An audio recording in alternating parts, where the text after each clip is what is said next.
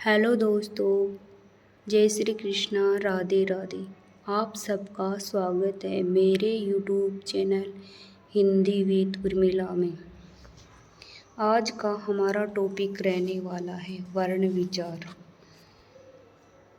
भाषा की सबसे छोटी इकाई वर्ण कहलाती है। ध्वनि के लिखित रूप को वर्ण कहते हैं अथवा लिपि चिन्हों को वर्ण कहते हैं। वर्ण के भेद दो हैं, पहला है स्वर, दूसरा है व्यंजन। स्वर किसे कहते हैं? जिस ध्वनि के उच्चारण में वायु, मुख विवर, जीभ, होठ, तालु तथा स्वर यंत्र कंठ से निर्बाधित, बाधा रहित बाहर निकल जाती है उसे कहते हैं स्वर अथवा स्वतंत्र रूप से उच्चारित ध्वनि स्वर कहलाती है। कुल स्वर कितने होते हैं? 11। ए आ ई ई उ ऊ री ए आई ओ औ। मात्रा के आधार पर स्वर कितने होते हैं? 10। ए की कोई मात्रा नहीं होती है। विसर्ग और अनुस्वार और अनुनासिक ये क्या है? अयुग्म, न तो स्वर है और न ही व्यंजन है। विसर्ग यह मूलतः संस्कृत की ध्वनि है। इसका प्रयोग संस्कृत में किया जाता है, जैसे अंतःकरण, प्रातःकाल, दुख इत्यादि। अनुस्वार अनुस्वार जिस ध्वनि के उच्चारण में वायु नाक के द्वारा बाहर निकलती है उसे क्या कहते हैं? अनुस्वार। जैसे अंग, संयम, स्नार, संयोग। अनुनासिक अनुनासिक जिस ध्वनि के उच्चारण में वायु नाक तथा मुंह दोनों से बाहर निकल जाती है उसे क्या कहते हैं? अनुनासिक। शिरो रेखा पर मात्रा में यह केवल बिंदु के रूप में लिखी जाती है, जैसे मैं, नहीं, ऊँगना, आंगन इत्यादि। फिर है ग्रहित स्वर। ग्रहित या आगत। ग्रहित यानी ग्रहण किया हुआ और आगत मीन्स आया हुआ। तो ओ स्वर है, अंग्रेजी भाषा से ग्रहण किया हुआ है, इसे आगत या ग्रहित स्वर कहते हैं। जैसे doctor, college, office, ball, poster इत्यादि। ये सभी सब अंग्रेजी से ग्रहण किए गए हैं और ज्यों के त्यों हिंदी भाषा में हैं। स्वर के भेद। मुख्य रूप से स्वर के कितने भेद होते हैं? 2। पहला ह्रस्व, दूसरा दीर्घ। ह्रस्व स्वर को लघु स्वर भी कहते हैं, एक मात्रिक स्वर भी कहते हैं। इसको खड़ी पाई के द्वारा प्रदर्शित किया जाता है। इसकी संख्या कितनी होती है? 4, जिसमें ए ई उ री। दीर्घ स्वर को लघु स्वर, द्विमात्रिक स्वर भी कहते हैं और इनको अवग्रह चिन्ह के द्वारा प्रदर्शित किया जाता है। इनकी संख्या है 7। आ ई उ ए आई ओ औ। ठीक है। स्वरों का उच्चारण के आधार पर वर्गीकरण। स्वरों का उच्चारण के आधार पर वर्गीकरण अलग अलग है, जिसमें पहला है होठों की बनावट के आधार पर स्वरों का वर्गीकरण। 2 प्रकार से है। पहला है वृत्ताकार स्वर, दूसरा है अवर्ताकार स्वर। वृत्ताकार स्वर मतलब स्वरों का उच्चारण अपन मुख से करें तो अपने मुंह की आकृति, होठों की आकृति कैसी हो जाए? वृत्त के समान। उच्चारण करके देखो, होठों की आकृति वृत्त के समान बन जाएगी। उ ओ औ। ठीक है। अवृत्ताकार ए आ ई ए आई। ठीक। फिर दूसरा है जिह्वा उठने या लगने के आधार पर। जीभ का उठने व लगने के आधार पर जीभ उठकर कहाँ स्पर्श करती है? आगे, मध्य, पीछे। इसी के आधार पर स्वर के कितने भेद हैं? 3। अग्रस्वर, मध्य स्वर, पश्च स्वर। अग्रस्वर में ई, ए, आई। मध्य स्वर में है ए। इसे उदासीन स्वर भी कहते हैं। उच्चारण में जीभ यथावत रहती है, इसीलिए इसे उदासीन स्वर कहते हैं। पश्च स्वर आ, उ, ओ, औ। अब जिह्वा के उठने व लगने के आधार पर स्वरों को याद कैसे करेंगे? अग्र स्वर को करेंगे अग्रिय, ई, ए, आई। मध्य स्वर है ए, जिसे उदासीन स्वर भी कहते हैं। बच गए वो है पश्च स्वर। ठीक है, ऐसे याद करेंगे। फिर आगे है जिह्वा पर्यतन के आधार पर या मुँह खुलने के आधार पर। ठीक है, कितने प्रकार के हैं? 4। पहला है विवर्त स्वर, दूसरा है संवर्त स्वर, तीसरा है अर्धस्वर, चौथा है अर्धविवर्त। ठीक है, विवर्त स्वर शाब्दिक अर्थ है खुला हुआ, अर्थात जिनके उच्चारण में मुँह पूरा खुल जाता है, जैसे आ। शाब्दिक अर्थ है संवर्त का बंद, अर्थात जिनके उच्चारण में मुँह लगभग बंद हो जाता है, जैसे ई, उ। अर्धसंवर्त ए और ओ। अर्धविवर्त स्वर ए, आई, औ। ठीक है, फिर है स्वरों की बनावट के आधार पर। स्वरों की बनावट के आधार पर स्वरों का वर्गीकरण। पहला है मूल स्वर, दूसरा है संधि स्वर। मूल स्वर जो स्वर दो के मेल से नहीं बने होते हैं, जैसे थे वैसे के वैसे ही हैं। इनकी संख्या है 4, ए, ई, उ, री। ठीक है, फिर है संधि स्वर।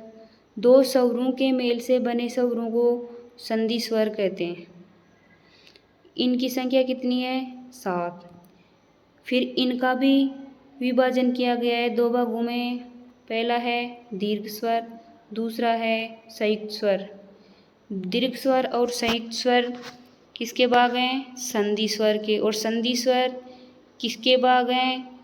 स्वरों की बनावट के आधार पर। ठीक है, फिर अब करते हैं दीर्घ स्वर। सजातीय स्वर दो समान स्वरों के मेल से बने स्वरों को क्या कहते हैं? दीर्घ स्वर। ये संख्या में कितने हैं? 3। पहला है आ, ए धन ए के योग से बना है आ। दूसरा है ई धन ई के योग से बनी है ई। तीसरा है उ धन उ के योग से बना है उ। ठीक, फिर है संयुक्त स्वर या विजातीय स्वर। दो अलग अलग असमान स्वरों के मेल से बने स्वर क्या कहलाते हैं? संयुक्त स्वर कहलाते हैं। इनकी संख्या कितनी है? 4।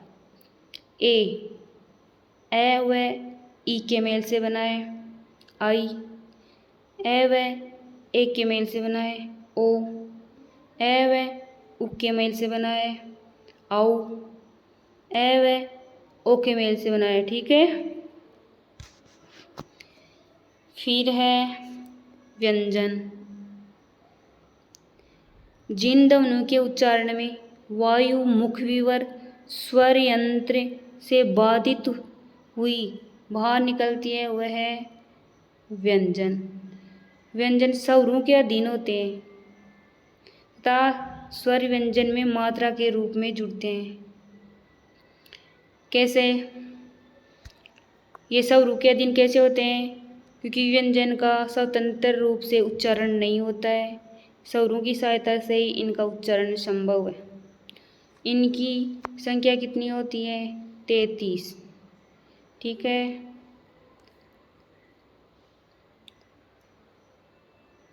तैंतीस कौन कौन से हैं? क, ग, घ, ण, च, छ, ज, झ, ण, ट, ठ, ढ, ढ, ण, तथ, ददन, पफ, बभम। इनको क्या बोलेंगे? कैसे लेके पै तक को स्पर्श या वर्गीय व्यंजन। वर्गीय क्यों? कि इसमें कितने वर्ग शामिल हैं इन व्यंजनों में? 5। क वर्ग में कौन कौन से व्यंजन आएंगे? ये 5 क, ख, ग, घ, ण। ठीक है, ऐसे ही च वर्ग में, ऐसे ही ट वर्ग में, ऐसे ही ट वर्ग में और ऐसे ही प वर्ग में। ठीक, फिर और ढह क्या है? द्विगुण, उक्षिप्त, ताड़न जात। प्रत्येक वर्ग का 5वां वर्ण क्या है? अनुनासिक या नासिकीय। ठीक है, अनुनासिक या नासिकीय। अंतस्थ कौन कौन से हैं? य, र, ल, व। ऊष्म कौन कौन से हैं? स, है। ठीक है, संयुक्त व्यंजन कौन से हैं? अक्षय, त्र, ज्ञ, स्र, ओळ। ठीक है,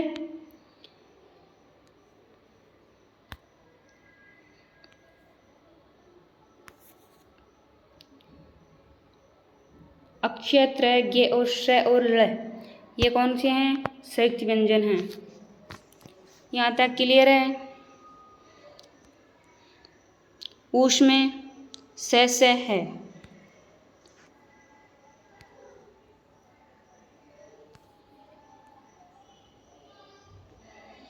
फिर है स्वर तंत्रियों में कंपन के आधार पर व्यंजनों का वर्गीकरण। ये मोस्ट इम्पोर्टेंट है, यहाँ से हर बार क्वेश्चन देखने को मिलता है हर एग्जाम। ये हैं 2 प्रकार से, घोष या सघोष व्यंजन और एक है अघोष व्यंजन। घोष किनको बोलेंगे? जिन वर्णों के उच्चारण में स्वर तंत्रियों में कंपन होता है उन्हें घोष व्यंजन कहते हैं। इन्हें मृदु व्यंजन भी कहते हैं। ठीक है, ये होते कौन कौन से हैं? प्रत्येक वर्ग का तीसरा, चौथा, 5वां वर्ण। अंतस्थ य, र, ल, व है तथा सभी स्वर। संख्या कितनी हुई? 31। कैसे? प्रत्येक वर्ग का तीसरा, चौथा, 5वां वर्ण। मतलब एक वर्ग में 3 व्यंजन ले रहे हैं तो 5 वर्ण हैं। कितने हुए?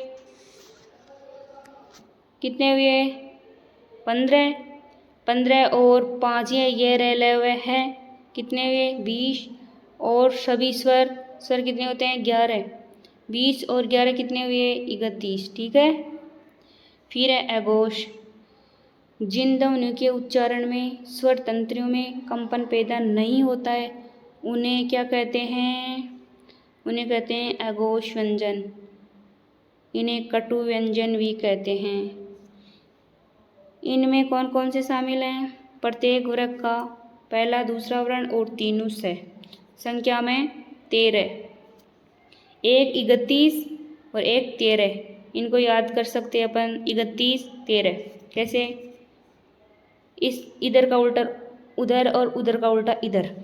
ठीक है, अब इसको याद कैसे करेंगे? घोष व सघोष को और अघोष को।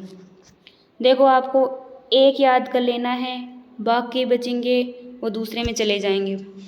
देखो, आप करोगे प्रत्येक वर्ग का पहला व दूसरा वर्ण और तीनों से।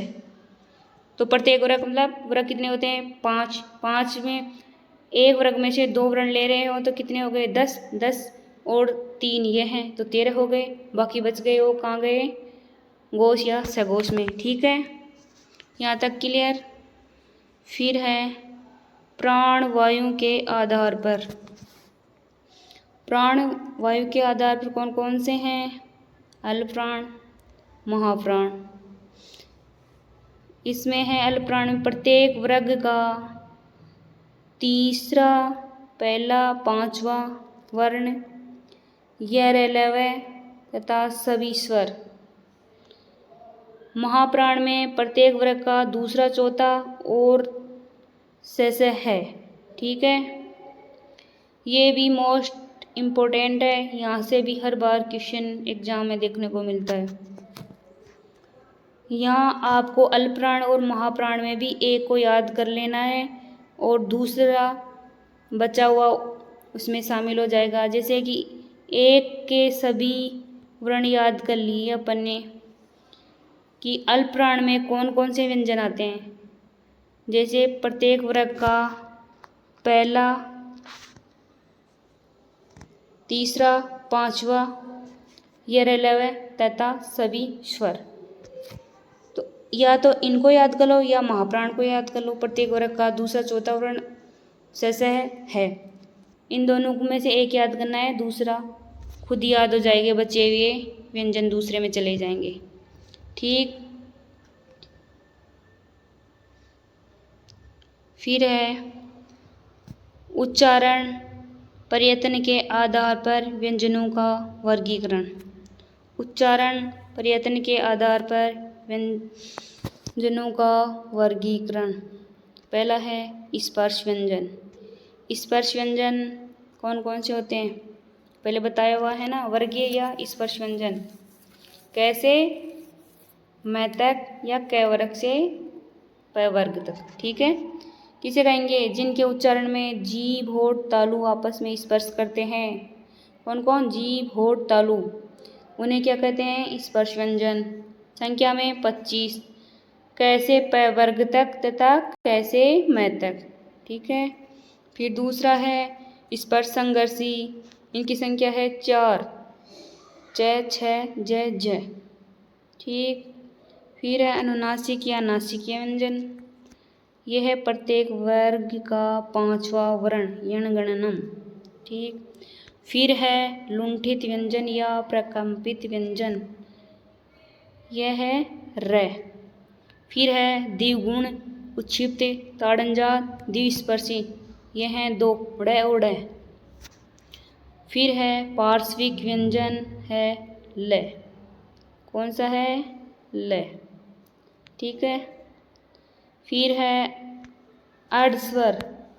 अर्धस्वर ईषत् स्पर्शी व्यंजन है 2, ये व। अर्धस्वर मतलब इनका प्रयोग हम स्वर की जगह भी करते हैं। जैसे आइए, जाइए, आओ, तो इनका शुद्ध तो होगा, आइए का ए लगाएंगे ना स्वर तब, और जाइएगा भी ए लगाएंगे तब, और आओ का ओ लगाएंगे तब। लेकिन अपन फिर भी इनका प्रयोग करते हैं किनकी जगह, स्वरों की जगह, इसलिए इन्हें कहेंगे अर्धस्वर। फिर है संघर्षी व्यंजन। संघर्षी व्यंजन कौन कौन से हैं, स है, ऊष्म व्यंजन ही संघर्षी व्यंजन कहलाते हैं। ओके, यहाँ तक कंप्लीट।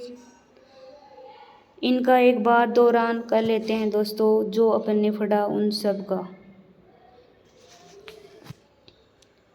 एक स्लाइड और है, उच्चारण स्थान के आधार पर वर्णों का वर्गीकरण। ये भी मोस्ट है।